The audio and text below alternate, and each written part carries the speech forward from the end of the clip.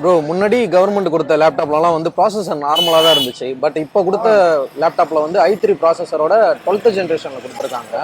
So இதை பற்றி நீங்கள் என்ன நினைக்கிறீங்க? ப்ரோ ஆக்சுவலாக இதுக்கு முன்னாடி கொடுத்த லேப்டாப்ஸ் வந்து ஒரு சின்ன சாஃப்ட்வேரை சப்போர்ட் பண்ணுறதுக்கு கூட, எதனா புதுசாக ஒரு அப்ளிகேஷனை சப்போர்ட் பண்ணுறதுக்கு கூட ஒர்க் ஆனது கிடையாது.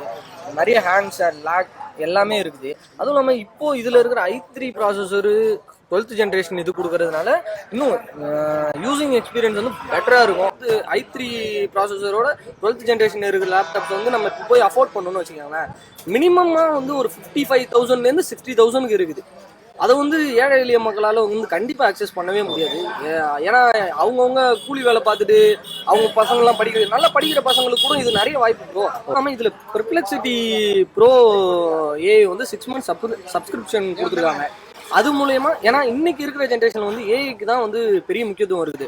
இப்போ நம்ம ஒரு கேள்வி கேட்டோம்னா கூட அதுக்கான பதிலை வந்து நம்மளை விட துல்லியமா ஏஐ மூலயமா வந்துடுது.